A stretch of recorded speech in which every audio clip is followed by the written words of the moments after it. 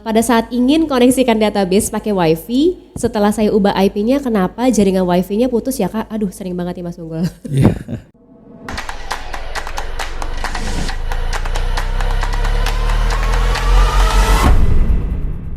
Oke, Assalamualaikum warahmatullahi wabarakatuh. Halo Sobat Regional, ya balik lagi bersama aku Dita di segmen Ngopi, ngobrolin program iPos. Nah, apa kabar teman-teman semuanya? Sehat-sehat semua ya, karena cuacanya belakangan hari ini lagi kurang bersahabat. Jadi semoga teman-teman semuanya sehat-sehat ya di sana ya, biar bisa beraktivitas. Oke, di acara ngopi ini kita akan membahas tentang pertanyaan-pertanyaan dari dari komentar dari medsos kita.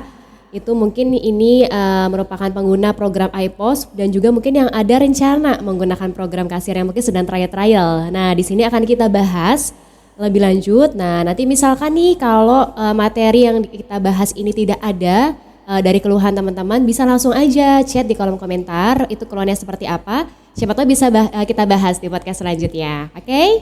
Oke, tanpa berlama-lama lagi kita langsung ngobrol aja nih mengenai pertanyaan-pertanyaan dari customer kita mungkin dengan Mas Unggul. Halo Mas Unggul, selamat pagi. Ya, halo Mbak Dita. Ya, apa kabar Mas Unggul?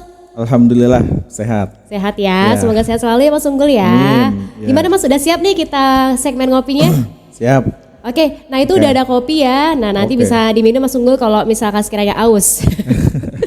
Oke, siap. Teman-teman juga boleh ngopi juga di rumah ya, misalkan sambil dengerin podcast kita, siapa tahu lebih asik lagi nih. Oke, ini ada pertanyaan dari Kak Noel Project, yaitu untuk menggunakan Cloud Team, apakah harus merubah IP address-nya dan DNS server juga Kak? Oke, untuk menggunakan Cloud Team di program iPos itu nggak perlu merubah apapun ya. Karena Cloud Team itu sudah didapatkan dari program itu sendiri di iPos itu di aplikasi Inspirasi Biz Mobile Server. Nah di situ ketika dibuka tuh udah muncul otomatis Cloud Team-nya. Jadi kita nggak perlu nyeting apa-apa lagi.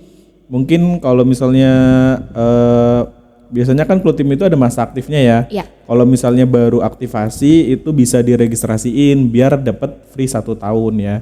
Tapi kalau misalnya masa ini udah habis, masa aktif Cloud-nya sudah habis, masa supportnya udah habis, berarti harus perpanjangan lagi. Gitu. Ya. Berarti tidak perlu jawabannya Mas Unggul ya. Iya, intinya nggak perlu disetting sih, cukup dibuka ntar otomatis udah muncul Cloud Team-nya di situ. Oke, nah ini pertanyaan teman-teman mungkin terkait Cloud Team. Jadi Cloud Team ini adalah sebagai jembatan penghubung untuk akses dari server ke Android ya Mas Unggul ya. Gitu. Dan jadi, sekarang sudah bisa di iOS juga. Wow, keren banget udah di iOS. Jadi sebelumnya belum bisa ya Mas Unggul ya? Iya sebelumnya belum bisa, tapi update sekarang udah bisa diakses dari iOS. Nah mantep banget nih, jadi lebih lengkap lagi. Jadi buat teman-teman yang sekarang mungkin ada usaha tapi cuman pakai iPhone gitu ya. Nah ini bisa dikontrol dari jarak jauh pakai iOS gitu. Dan di sini juga tadi ya teman-teman misalkan setelah pembelian itu sudah dapat free cloud 1 tahun. Jadi nanti boleh langsung informasikan ke CS aja untuk data yang mau didaftarkan. Jadi nanti kita langsung daftarkan untuk 1 tahun. Oke, terima kasih ya Unggul untuk jawabannya. Next dari Kak Haikal. Kenapa continuous scan di barcode scanner kurang peka? Nah loh. Kurang peka. Kurang peka ya. Kayak cowok kurang peka. Iya kurang peka, betul. Kalau masalah kepekaan atau sensitivitas itu bergantung dari ini ya jenis lasernya itu sendiri ya, yang pasti dari merek ya. Biasanya kalau yang ada barcode scanner yang merek-merek murah gitu, jadi kualitas lasernya kurang bagus, jadi ketika dia scan memang lambat bacanya. Tapi kalau barcode scanner yang bagus, yang istilahnya branded ya, bermerek, itu seharusnya sih nggak selama itu gitu. Kalau untuk barcode scanner, kalian bisa cek ya di video-video kita sebelumnya, kita sudah pernah bahas perbedaan barcode scanner mulai dari yang harga murah, sedang sampai yang mahal ya. Bisa di situ kelihatan perbedaannya ya. Jadi semua itu bergantung dari kualitas dari laser itu sendiri. Terus juga kan itu ada beberapa macam laser ya, ada yang single laser yang buat 1D barcode, ada yang pakai buat QR. Nah biasanya tuh kalau yang buat QR lebih cepat dia bacanya, yang sudah support 2D. Nah, beda sama yang laser single laser itu emang agak lebih lambat bacanya. Oke, gitu Jadi ya. bergantung dari barcode scannernya sih, jenis yang digunakan barcode scanner apa gitu. Jadi sebenarnya untuk spesifikasi khusus kan emang nggak ada ya Mas Unggul ya. Iya. Cuman balik lagi ke tadi ya, Iya, terkait betul. Harga, pasti ada harga ada kualitas Betul, gitu ya Mas Unggul ya. sesuai dengan kebutuhan juga. Kalau mau mungkin scan-nya cepat ya pakai yang mahal gitu, yang bagus. Ya intinya disesuaikan dengan kebutuhan. Kalau mau scan yang cepat berarti pakainya yang harganya agak mahal ya, karena pasti kualitasnya beda dengan yang harga yang lebih murah, seperti itu sih. Oke, baik. Nah, jadi teman-teman yang saat ini mungkin sudah pakai nih barcode scanner tapi sekiranya kurang sensitif, nah itu bisa dicek lagi. Mungkin bisa di-upgrade untuk barcode scannernya yang harganya lebih tinggi sama tadi ya Iya. yang bisa 2D ya kalau bisa ya Mas Iya, Unggul ya. betul. Itu sudah dipastikan ini ya Mas Unggul ya untuk apa sih namanya kepekaannya lebih tinggi Iya, ya betul. untuk ininya ya. Sensitivitasnya lebih scan-nya. tinggi lagi, betul. Oke, nah nanti langsung aja cek di YouTube kita ada kok itu perbandingan penggunaan barcode scanner dari harga yang paling rendah terus yang medium sampai yang paling tinggi ya Mas Betul, Unggul ya. iya. Oke, sip, mantap banget ini ilmunya Mas Unggul. Next dari Kak Krisna Tunggul. OS Windows yang paling efektif buat iPos apa ya? Kalau komputernya memang mau dikhususkan untuk kasir aja. Oke, kalau untuk saat ini yang paling optimal itu di Windows 10. Windows 10 itu paling optimal. Kalau di Windows 7 itu kan sudah nggak ada update ya. Jadi kurang recommended ya, walaupun sebenarnya bisa dipakai dengan syarat-syarat tertentu. Apalagi kan di pos 5 yang sekarang dia butuh Net Framework yang versi 4.7.1. Betul. Nah, itu kadang di Windows 7 yang mungkin masih keluaran lama ya, Windows 7 kan ada beberapa edisi tuh. Yang masih keluaran lama itu dia belum support buat install Net Framework 4.7.1. Nah, ya disaranin sih kalau mau aman di Windows 10 aja gitu. Windows 10 tuh udah stabil lah untuk saat ini. Kalaupun mau pakai yang di atasnya lagi bisa di Windows 11. Cuman balik lagi ke spek komputernya, kalau nggak memadai buat Windows 11 ya pakai Windows 10 aja udah cukup sih. Oh Iya. gitu. Berarti kalau pakai Windows 11 itu memang harus dicek juga speknya Mas Unggul ya, harus Iya. setaraf gitu ya. Nggak semua komputer bisa pakai Windows 11. Oh. Biasanya komputer prosesor-prosesor yang generasi baru aja sih, generasi 10 ke atas kalau di Intel ya. Kalau di AMD itu ya seri Ryzen itu udah bisa support di Windows 11. Tapi kalau di bawah itu biasanya belum support, dan di Windowsnya juga nggak bisa gitu diinstalnya. Oke, siap. Nah, oke. Karena mantap banget ilmunya. Jadi memang sebelumnya emang bisa ya Mas Unggul ya untuk iPos pakai Windows 7. Cuman belakangan ini itu sering terjadi bug atau trouble gitu Mas Unggul ya pakai Windows 7 ya. Sering error gitu. Iya, sering error. Nah, itu mungkin amannya tadi ya bisa pakai Windows 10 itu udah paling aman. Betul. Dengan spek yang standarnya iPos ya, yang RAM-nya 4GB, prosesornya itu dia Intel Core i3 ya Mas Unggul ya. Iya, betul. Itu udah aman banget pakai Windows 10 ya teman-teman ya. Oke, selanjutnya dari Kak Jonathan. Saya mempunyai 2 jenis usaha yang berbeda. Apakah saya bisa pakai satu PC untuk install 2 server iPos 5 supaya saya cukup kontrol satu PC server untuk beberapa jenis usaha yang berbeda? Oh, bisa banget. Bisa banget ya. Satu server itu bisa bikin beberapa database ya. Bisa 10, 20 atau bahkan lebih gitu. Jadi kalau cuma sekedar bisa untuk 2 usaha, 3 usaha itu masih sangat memadai sih. Masih bisa banget.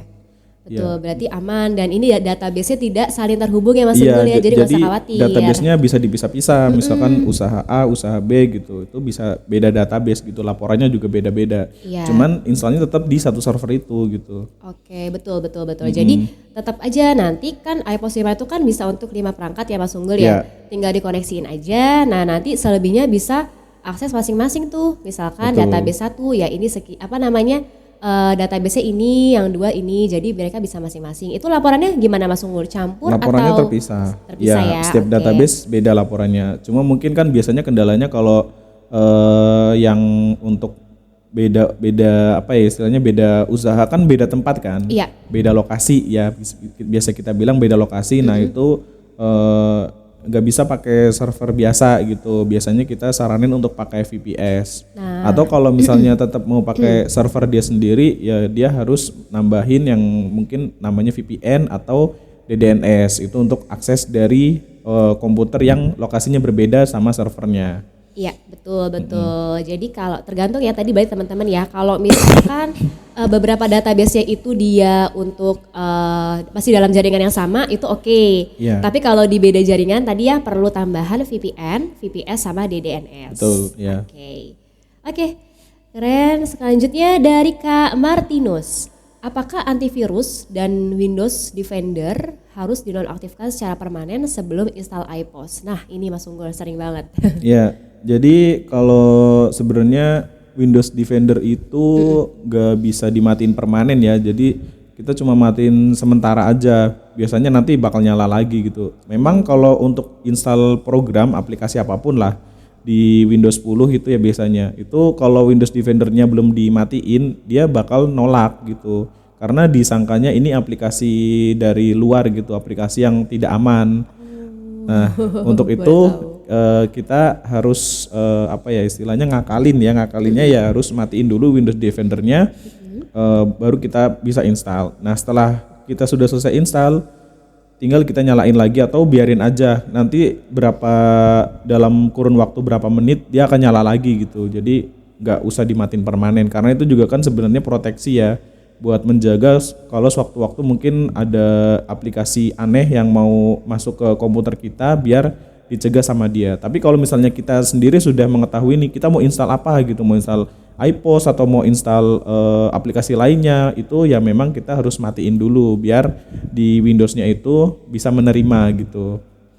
Kayak gitu sih. Benar-benar. Nah, jadi memang banyak banget ya Mas Unggul kan yang udah order, Terus install program. Nah, mereka ini kenapa ya kamu nggak bisa gitu? Ternyata memang harus matikan Defender dulu tadi ya. Itu baru mungkin nanti setelahnya bisa install programnya. Oke, itu penjelasannya teman-teman ya. Kenapa sih kita harus tadi ya mematikan atau menonaktifkan Windows Defender-nya gitu. Jadi sebenarnya ada baiknya juga ya Mas Unggul karena nggak bisa sembarangan install program seperti itu. Oke. Selanjutnya dari Kak Dian. Kalau di servis tidak ada IPG-SQL-nya gimana? Apa harus install database lagi? Oke, kalau misalnya di servis nggak ada IPG-SQL itu memang biasanya karena dia belum menginstal database-nya ya, program database-nya. Kalau di iPOS 5 itu Inspirasi BIS Server System, kalau di iPOS 4 itu program database PostgreSQL. Nah itu karena belum diinstal. Jadi kalau misalkan komputer itu sebagai server ya baiknya diinstal gitu. Tapi kalau komputer itu sebagai klien itu sih nggak wajib karena database-nya kan nggak ada di situ. Jadi tadi balik lagi kalau misalnya komputer itu adalah server ya wajib diinstal. Tapi kalau komputer itu bukan server nggak wajib. Iya. Jadi kayak gitu. Oke, siap. Nah, itu teman-teman ya. IPG-SQL. Susah banget. Itu sebenarnya singkatan dari ini ya, PostgreSQL. Oh, PostgreSQL. Iya. I depannya mungkin Inspirasi BIS kali ya, Inspirasi BIS PostgreSQL atau iPOS PostgreSQL, kurang banget juga sih. Jadi itu program bawaan dari program iPOS-nya sebenarnya. Oke. Benar-benar. Jadi wajib itu kalau misalkan di server. Tapi kalau di klien itu tidak perlu. Tapi kalau di klien mau install nggak apa-apa ya Mas Unggul ya, nggak masalah ya? Ya nggak apa-apa sih kalaupun mau install. Cuman ya kalau jangan dipakai aja. Takutnya nanti ada double database gitu di server ada, di klien ada.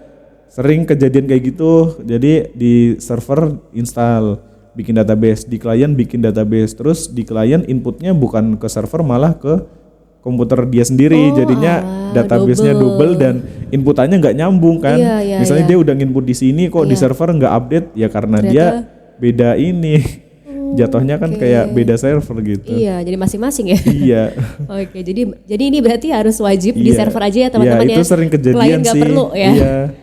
Sering double. Baik, selanjutnya Mas Unggul. Dari Kak Nurudin Jangki. Kalau cuma install ulang iPOS tanpa install ulang Windows, apa harus aktivasi lagi? Oh nggak perlu. Install ulang iPOS itu nggak akan menghilangkan lisensi kecuali dia install ulang Windows atau mungkin ganti hardware ya, ganti motherboard, ganti prosesor, apalagi ganti hard disk udah pasti minta aktivasi lagi. Tapi kalau cuma install ulang programnya nggak masalah. Nggak masalah ya? Iya. Ya oke. Jadi lisensi ini akan hilang itu jika install ulang Windows, mungkin atau enggak ganti server sama dia ini ya Mas ya, mungkin ganti perangkat kayak motherboardnya ya, CPU-nya seperti itu, biasanya itu akan pengaruh ke aktivasi. Jadi kalau cuma install ulang programnya aja itu tidak akan pengaruh ke aktivasi. Jadi jangan khawatir ya teman-teman ya kalau programnya misalkan harus install ulang seperti itu. Karena suka ada yang panik kan sungguh ini lumayan soalnya kan aktivasi hilang gitu. Jadi aman teman-teman ya. Oke, next. Pada saat ini pada saat ingin koneksikan database pakai WiFi, setelah saya ubah IP-nya kenapa jaringan WiFi-nya putus ya Kak? Aduh, sering banget nih Mas Unggul. Oke, jadi sering memang ketika kita mencoba merubah IP statik ya, terus tiba-tiba internetnya mati. Nah itu biasanya karena ada kesalahan pada saat konfigurasi IP-nya gitu. Jadi kan namanya kita bikin IP statik itu kan nggak sembarangan gitu. Kita harus lihat dulu gateway dari modem kita, alamatnya apa, baru kita bisa menentukan itu mau pakai IP berapa. Nah itu juga menentukan alamat IP-nya juga nggak bisa asal masukin ya. Jadi kita harus ngecek dulu alamat IP itu sudah kepake belum sama device lain. Nah kalau udah kepake kan bentrok. Nah kalau udah bentrok pasti dia nggak bisa connect internetnya gitu. Jadi intinya untuk setting IP statik memang tidak bisa sembarangan ya. Jadi kalau bisa ya oleh teknisi yang sudah berpengalaman gitu. Ya, betul-betul. Jadi emang banyak banget sih yang, karena kan cloud mereka butuh ya. Nah terus kebanyakan tiba-tiba tuh dia keterangannya koneksi terputus atau tidak terhubung gitu kan. Nah itu nggak apa-apa teman-teman, nanti bisa langsung ke tim support aja, nanti biar dibantu pandu bagaimana sih cara mengoneksikannya. Karena memang harus dicek juga Mas Unggul ya, apakah sudah terpakai atau belum sebelumnya. Itu gitu. Juga sudah ada sih video tentang cara setting IP statik, udah ada di video di YouTube. Oh udah ada ya Mas Unggul ya? Oh oke. Dicek aja nanti di bawah barangkali ada. Tapi udah pernah itu, soalnya sering orang nanya gitu kan, gimana sih cara nyeting statiknya gitu. Betul. Iya. Karena salah nginput pasti putus internetnya. Putus, iya. Nggak bisa kepake deh. Iya. Gitu teman-teman ya. Jadi langsung aja nanti kalau terhubung ke sales akan kita arahkan untuk ke tim support ya, biar dibantu pandu. Oke, selanjutnya. Kalau di HP Android bisa ada pending kasir juga nggak Kak? Kalau di komputer kan bisa ya Mas Unggul ya. Nah di HP gimana kira-kira? Kalau untuk saat ini kayaknya belum ada ya, di Android belum bisa pending. Belum bisa ya? Iya belum bisa. Jadi dia langsung aja input kasir, pembayaran udah. Jadi belum bisa pending sih kalau untuk saat ini ya. Mungkin kedepannya kita nggak tahu kalau misalkan ada update atau apa, ya nanti kita infokan lagi. Gitu. Iya. Oke, jadi saat ini belum bisa, jadi hanya bisa di komputer atau laptop aja. Jadi hanya bisa sebagai ini ya transaksi penjualan dasar aja Mas Unggul ya, buat invoice, cetak struk gitu kan, cek stok itu bisa. Betul. Tapi nanti kalau ada update itu bisa kita informasikan ya teman-teman ya. Jadi rajin lihat aja status WA kita. Biasanya kalau itu suka ada update ya. Oke, ini yang terakhir. Itu adalah Gan mau tanya kalau fitur akuntansinya mau dipakai sekarang apakah bisa? Sedangkan pakai iPos sudah hampir setengah tahun. Oh baru mau pakai ceritanya nih Mas Unggul. Ya gimana tuh? Pengaruh nggak nanti? Tapi udah berjalan setengah tahun. Iya. Sebenarnya kalau untuk akuntansi itu sendiri, kalau misalkan baiknya sih dimulai dari pada saat dia baru jalan ya. Tapi kalau sudah berjalan, paling ya dia harus ngulang ininya periode akuntansinya, yaitu dengan cara dia harus melakukan kosongkan data supaya nanti periode akuntansinya itu dimulai dari bulan di mana dia ingin memulai. Misalnya dia sudah jalan 6 bulan, berarti kan kurang lebih di bulan Juni ya. Nah itu kalau misalkan dia mau baru mulai bulan Juni, dia harus lakukan kosongkan data, kemudian nanti pada saat dia akan login lagi, dia diminta periode awalnya mau kapan nih, periode awal akuntansinya.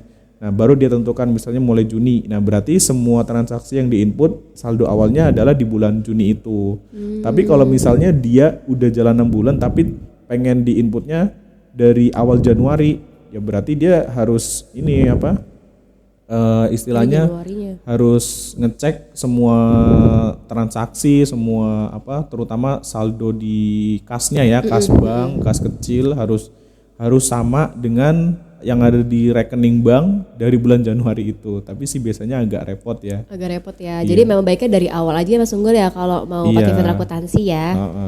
Itu kalau emang bener-bener pengen dipakai ya secara sungguh-sungguh. Tapi kalau cuma sekedar nyatet penghasilan berapa, kemudian laba rugi berapa, ya itu nggak masalah sih. Cuma kan yang biasanya tuh yang susah itu nyocokin antara saldo di bank, di rekening bank sama di buku besar di iPos-nya. Itu harus sama sih. Harus sama ya.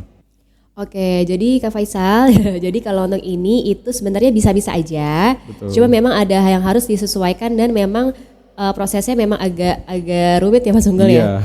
Iya, jadi benar-benar harus. Tapi kalau itu juga kalau Kak Faisal memang benar-benar mau menggunakan fitur akuntansinya secara utuh gitu. Jadi seperti kayak apa sih Mas Unggul, neraca, deposit gitu ya. Betul. Ya kayak gitu. Jadi harus istilahnya harus ngulang dulu datanya. Itu kan data iPos sudah berjalan. Nah, dia harus ngulang lagi dengan cara kosongkan data. Ya. Kalau stoknya sih bisa dipindah jadi stok akhir di periode itu jadi stok awal lagi. Oh, di periode awal bulan itu. Terus sama nanti mungkin saldo-saldo di kas banknya dicocokin lagi di periode bulan tersebut gitu. Oh, oke. Siap. Iya. Itu bisa nggak sih Mas Unggul disampaikan waktu training kira-kira kayak gitu? Ya bisa sih, biasanya di yang training juga banyak yang nanya kayak gitu. Dan dia pastinya diajarin lah gimana caranya gitu. Oke. Nah, ya untuk lebih jelasnya sih memang lebih baik training aja sih. Iya benar ya. Iya karena itu lebih agak jelas. rumit kalau akuntansi ya dijelasin panjang banget. Kayak nggak cukup kalau via chat doang ya atau telepon gitu. Iya harus training aja sih. Betul. Nah mantap banget ya. Jadi udah ada solusi ya teman-teman kalau misalkan sudah menggunakan iPos terus udah setengah tahun nih baru mau digunakan, bisa langsung training aja. Kita ada layanan training online ataupun offline. Jadi tergantung sama lokasi teman-teman ya. Dan di sini nanti bisa lebih jelas lagi bagaimana sih cara memulai fitur akuntansi berikut. Jadi biar bisa lebih stabil dan bisa tercatat dengan baik. Oke, terima kasih banyak Mas Unggul udah selesai nih untuk pertanyaannya. Sama-sama. Nah, baik. Sambil ini pertanyaan. Ya. Iya, boleh. Lupa persilayan minum ya. Sampai batuk-batuk. Oke. Nah, jadi ini bagus-bagus semua pertanyaannya. Jadi ini memang masalah-masalah ini memang sering banget dihadapi sama customer-customer lain juga dan ini sudah terjawab. Nah, tapi misalkan tadi ya kalau misalkan dari pertanyaan semua ini ada yang belum terrespon atau mungkin tidak sesuai sama kendala teman-teman, langsung aja chat di kolom komentar di bawah ini, nanti bisa kita bantu untuk podcastkan kembali. Jadi bisa lebih clear ya untuk masalahnya. Oke deh Mas Unggul, udah selesai ya. Terima kasih banyak jawabannya. Untuk teman-teman jangan lupa ya untuk nyalakan loncengnya. Jadi kalau kita ada update selanjutnya itu bisa langsung dibuka dan di-subscribe dan juga di-like ya teman-teman ya. Oke, terima kasih banyak di tahun Nur Diri. Ya, terima kasih banyak. Assalamualaikum warahmatullahi wabarakatuh. Selamat aktivitas kembali.